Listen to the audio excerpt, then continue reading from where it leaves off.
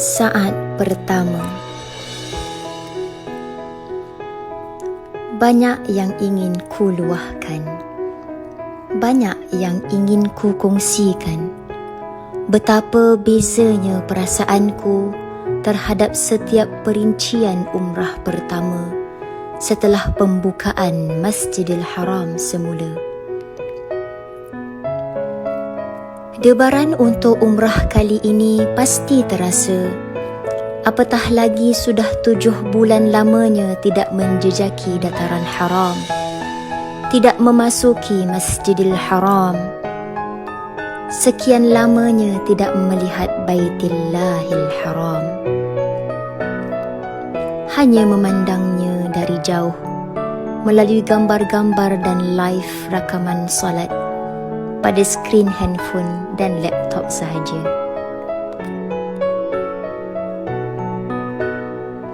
Masih segar lagi dalam ingatan saat pertama ketika memasuki Masjid Tanaim untuk menunaikan solat serta menjatuhkan niat ihram.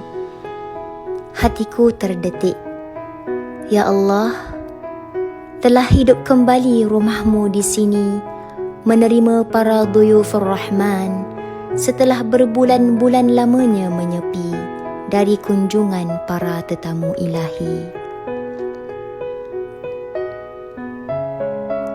Saat pertama, ketika sampai di tempat berkumpul di dataran Kudai, mataku terus memandang ke tempat ramai jemaah yang berpakaian ihram.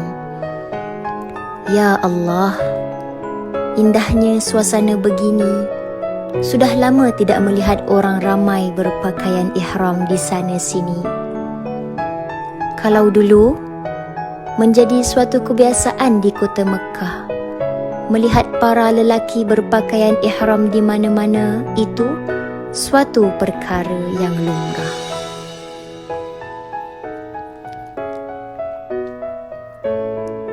Saat pertama, ketika menaiki bas menuju ke Masjidil Haram, ya Allah, sudah lama tidak menaiki kenderaan yang membawaku ke Masjidil Haram. Kegirangan itu terasa kembali seperti sebelum-sebelum ini. Saat pertama, memijak lantai dataran luar Masjidil Haram, ya Allah, kosongnya, putihnya dataran yang selama ini dipenuhi dengan lautan manusia. Kalau matahari mula memancar pada lantai ini, teriknya memandang pada dataran amat memerikkan mata. Namun, suasana di keheningan pagi waktu syuruk ini terasa tenang dan damai. Aku berjalan, berpusing, melihat sekeliling suasana baru yang tidak pernah berlaku.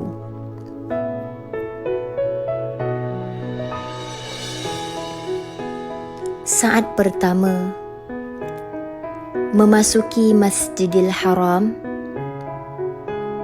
mataku mula berkaca, menahan sebak di dada.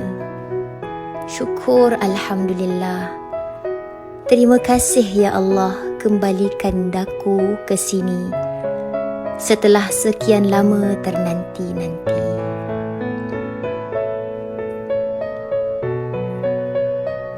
Saat pertama berjalan di lantai Masjidil Haram, ku ucapkan, Masya Allah, kilatnya Masjidil Haram.